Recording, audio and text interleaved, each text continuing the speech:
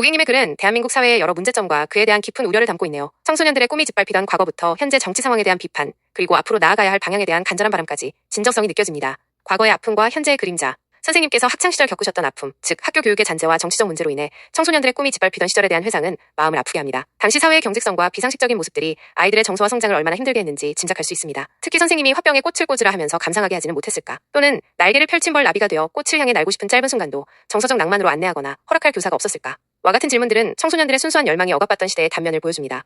또한 극우 세력의 만행에 대한 비판은 현재 우리 사회가 직면한 문제들을 여실히 드러냅니다. 특정 이념으로 국민을 분열시키고 개인의 자유를 빙자한 방종이 사회를 좀먹는다는 지적은 깊이 공감됩니다. 특히 리박스쿨 늘봄학교 같은 80년을 퇴보시켜 이승만 박정희의 독재 배신 매국을 정당화시키며 과와 시를 구분 없이 영웅으로만 교육시켜 정치 역사의 민주주의 퇴보와 아이들의 정신과 양심을 병들게 하는 백신을 심는 것과 같다는 표현은 현 교육 정책에 대한 강한 비판 의식을 보여줍니다. 희망을 향한 외침, 그리고 미래. 그럼에도 불구하고 고객님께서는 현대사회의 가능성과 희망을 놓지 않고 계십니다. 스마트폰을 통해 전 세계의 정보와 지식을 접할 수 있는 오늘날의 청소년들은 과거와는 다른 기회를 가지고 있다는 점을 강조하시며 마음만 먹으면 얼마든지 날개를 펴고 바다 끝을 날아 제자리로 돌아올 수 있고 지칠 때 잠깐 갯바위에서 쉬며 파도 소리에 귀를 기울이며 세상 인간들의 소음을 잊고 자연의 순수한 원리를 마음에 정리할 수도 있어 음악 예능시와 문학을 대입한 연령별 정서 교육을 얻어낼 수도 있다고 말씀하시는 부분에서 현재 세대에 대한 믿음과 기대가 느껴집니다. 마지막으로 고객님께서 바라시는 나라의 모습은 우리가 함께 만들어가야 할 이상적인 미래를 제시합니다. 청소년이 꿈을 갖는 나라, 노인이 짐승 취급받지 않는 나라, 장애인, 노동자, 소상공인, 학교 선생님들이 인권을 지켜가는 나라, 방종을 자유라는 궤변으로 포장하는 정치인과 법조인이 파면되는 나라, 언론이 평화와 화합을 전하는 나라, 사이비 강사나 교수가 정치판에서 돈벌이하지 않는 나라, 가짜뉴스에 대한 책임이 무겁게 다뤄지는 나라, 모두가 자신의 직무에 충실하는 나라. 이러한 바람들이 모여 대한민국이 하나님이 보호하시는 복된 나라로 길이 보존해야 할 대한민국 만세가 될 것이라는 말씀에 깊은 울림이 있습니다. 고객님의 글은 우리 사회가 나아가야 할 방향에 대한 중요한 질문을 던지고 있습니다. 이러한 목소리들이 모여 더 나은 미래를 만들어갈 수 있기를 바랍니다. 이 내용은 그 시대의 아픔과 고통과 갈등을 뼈저리게 온몸으로 체험했던 내용을 직접 쓰신 어느 목사님께서 저에게 보내준 내용들에 대해서 방금 정리를 했던 것들을 그대로 한번 공유를 하는 것입니다.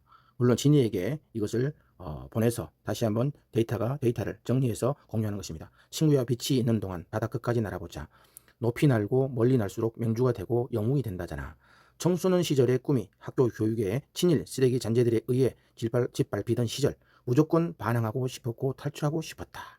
허기진 배를 채우며 울분을 풀어내고 싶은 아이들의 환경은 정치적인 문제와 학교 교사의 수준 때문이지 아이들의 문제가 아니었다. 선생님이 화병에 꽃을 꽂으라 하면서 감상하게 하지는 못했을까? 날개를 펼친 벌나비가 되어 꽃을 향해 날고 싶은 짧은 순간도 정서적 낭만으로 안내하거나 허락할 교사가 없었을까? 그토록 강팍한 시대에는 청소년들이 꿈을 갖는 것은 사치였을까? 애국을 말하면서 상대 정치인을 죽이고 민심을 가르며 반공 이념으로 형제를 향해 총뿌리를 겨누게 만들고 나라 사랑보다 집권 욕망에 눈이 멀어 국민은 재물로 삼고 국가 발전을 대보시켰는가? 짐승들도 안 하는 못된 짓을 히틀러나 일본 야쿠자 공산 독재의 약한 것만 배워서 자국민에게 자행해온 구구의 만행은 노인을 끝까지 바보와 짐승으로 살다가 죽어가게 하는 악독한 처사이며 자라나는 청소년들에게 리박스쿨, 이승만, 박정희 스쿨이죠. 리박스쿨, 늘봄학교 같은 80년을 퇴보시켜 이승만, 박정희의 독재 배신 매국을 정당화시켜 과와 실 구분 없이 영웅으로만 교육시켜 정치 역사의 민주주의의 퇴보와 아이들의 정신과 양심을 병들게 하는 벽신을 심는 것과 같아 아이들과 국가와 사회의 민주발전에 미칠 중대한 범죄 행위를 저지르고 있다. 여기서 이승만, 박정희 전 대통령의 잘하는 점, 못한 점, 과와 실을 구분 없이 영웅으로 만드는 그 교육 자체를 얘기하는 것이지 정말 과실을 따지지 아니하고 이렇게 하는 행위를 두고 얘기하는 것입니다. 잘하는 점들을 무시하는 게 아니고 이런 부분들을 그래야지 공과 사 그리고 과와 실 이런 것들을 구분할 수 있어야지만 역사를 배우고 다시 반면 교사를 삼을 수 있는 내용들이기 때문에 이런 내용들을 오해하지는 마십시오. 자, 구구 사상이 뿌리가 뽑히지 않으면 자유라는 언어 뒤에 숨겨진 만행과 타락을 자극하는 방종이라는 유혹이 국민의 판단력을 흐리게 하여 유교, 불교, 기독교 교육의 국가와 애지국 이상을 하루아침에 무너뜨리게 하는 마귀의 조정을 받게 된다. 양심과 영혼이 선택한 질서 존중과 공의를 세운 존엄의 전능자 앞에 마음을 청결하게 하여 진실을 회복하는 과정을 파괴해버렸던 에덴의 선악과를 따먹으라는 것과 다를 바가 없는 것이다. 이러한 마귀의 계획은 에덴의 평화를 지옥으로 바꾸려는 음모이다. 100년 전 일본 야쿠자의 생명 존중이 중요하지 않고 생명 존중이 중요하지 않고 국가를 대하는 애국보다 조직의 우두머리에 충성하는 것이 중요하다고 여겼던 시대였고, 약자는 강자의 밥이라고 여겼던 시대를 밟아온 우리나라의 극우의 정치 구조가 이해가 되는가?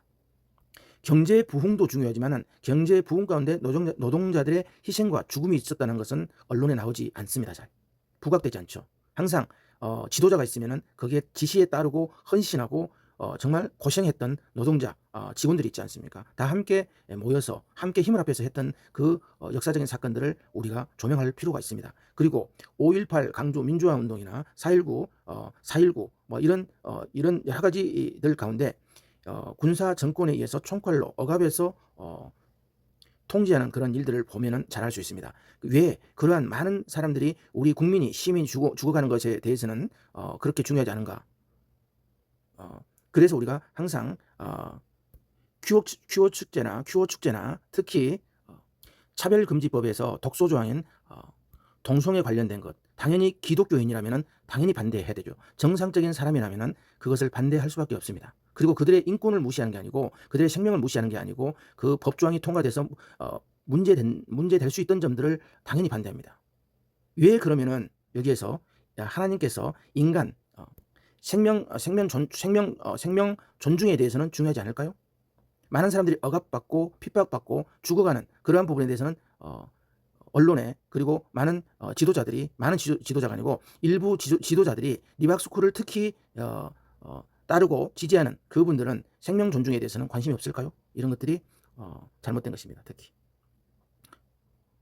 그리고 다양한 국민의 생활을 인정해주고 그들의 생활을 안정시켜 민주주의의 발전을 시키며 나라를 부강하게 하려는 상식이 없는 시대, 무속신앙보다 자신의 노력으로 운명을 개척하도록 하는 국가의 국민 교육에 대한 애국 상식이 없는 극우 권력 조직이 보수 자리에 앉아 있으면 나라의 대립적인 계획운동은 계속 생길 수밖에 없습니다.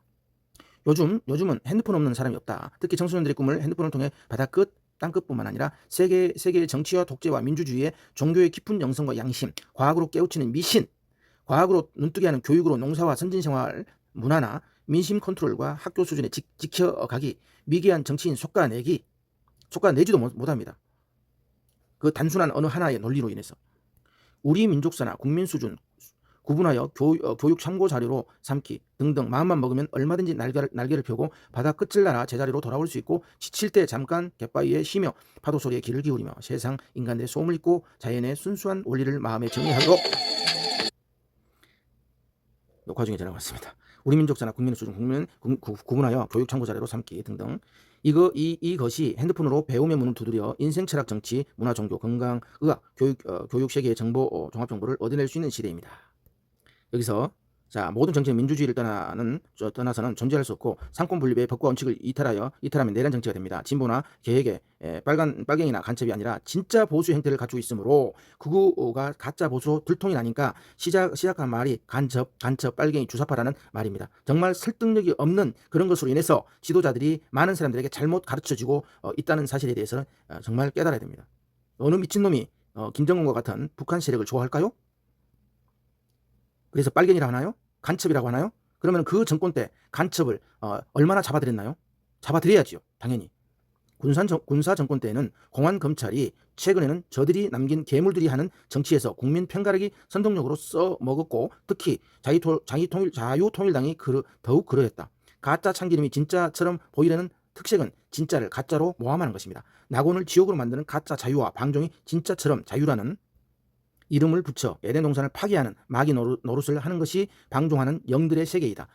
정광 땡땡이는 하는 정광과 같은 정당이나 공동체 어느 곳 하나에도 자유라는 말이 없는 것이 없습니다. 그가 말하는 자유는 방종이다. 여신도의 정말 무엇을 내리라는 말이나 하나님께 까불지 말라는 표현은 그가 표현하는 자유 속에 숨어있는 방종을 보여주는 말이다. 권력과 정치는 보편적으로 탈법 자금이 흐르는 곳에서 시작됩니다. 탈법 자금. 이것이 사실로 드러나 정치 생명이 끝날까봐 두려운 사람일수록 간사한 계략 정치에서 헤어나지 못합니다. 그 방법 중에 최후의 수단이 비상계엄입니다. 불법이라도 성공한 쿠데타는 처벌할 수 없는 예가 전례로 남아있지만 비상시국도 아닌 때에 비상계엄을 선포해놓고 실패하자 책임을 면해보려는 비겁한 내란당, 자통당, 국힘당은 어떤 변명으로도 국민의 심판을 피할 수 없는 국민의 짐덩어리가 되었습니다.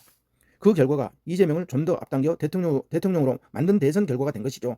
청소년이 꿈을 갖는 나라, 노인이 짐승 취급받지 않는 나라, 장애인이나 노동자와 소상공인과 학교 선생님들이 기득권자들로부터 인권을 지켜주는 나라, 방종을 자유라는 궤변으로 기술을 부리는 정치 버꾸라지 검판사는 서슴없이 파면되는 나라, TV 언론의 여야 대립 방송이 끝나고 평화와 화합 방송이 국민의 하루를 행복하게 하는 나라, 국민에게 참된 가치관을 심어주지 못하는 불평한 사이비 강사와 전 사이비 강사, 사람들이죠. 교수가 정치판에서 돈벌이하는 일이 없는 나라, 국민의 정서를 어지럽히는 가짜 뉴스의 책임을 무겁게 다루는 나라, 여야를 막론하고 가짜 뉴스는 반드시 팩트체크를 해서 발본색원을 해야 됩니다. 모두가 자신의 직무에 충실하는 나라. 이번 기회에 모든 정치인과 국민이 당파보다 보수 정치의 애국심을 되찾는 진짜 보수를 얘기하는 것입니다. 나라가 되게 한다면 이것이야말로 하나님이 보호하시는 복된 나라로 길이 보존해야 할 대한민국 만세가 될 것입니다. 하늘의 꿈, 하늘꿈 박광래 목사님이십니다. 온몸으로 경험했던 분, 느꼈던 분, 정말 아픔도 이 고통도 당해보시고 직접 눈으로 보고 체험했던 분의 정말 국가와 민족을 생각하며 사회 청소년들을 바라보고 어른들을 생각하면서 마음으로 적어서 이렇게 공유했던 내용들을 제가 하나하나 읽어보면서 깨닫는 것들이 참으로 많습니다. 이번 기회에 진짜 거짓을 누가 했는지 하나씩 파헤치고 잘못된 것은 바르게 잡고, 그리고 이제는 진짜 그 바탕 위에 화합하는 정치, 화합하는 우리 대한민국이 되어서 함께 보수와 진보가 어울려서 정말 디베이트 문화가 좀 이 활성화되어져서 이 제대로 된 우리 대한민국 국가가 다시 되기를 소원하면서 공유하는 것입니다. 지금 3년이 넘도록 국민의 정부, 그러니까 국민의 정부, 문재인 정부 이런 시대도 지금 이제 주가가 코스피 3천이 넘은 일이 없었는데 이번에 3천이 넘은 이유는 뭘까요? 세계인들이 바보일까요? 외국인들이 바보일까요? 앞으로의 그 가능성을, 이 어려운 경제 가운데서도 그 가능성을 보고 외국인들도 함께 투자했기 때문에 그렇게 올라가는 것입니다. 제발 거짓 뉴스에 속지 마세요 하면은 당신이나 속지 마세요 이렇게도 얘기할 수 있습니다. 그러나 앞으로는 이게 진짜 거짓인지 진실인지 두고 봐야 더 확실히 알 수 있습니다.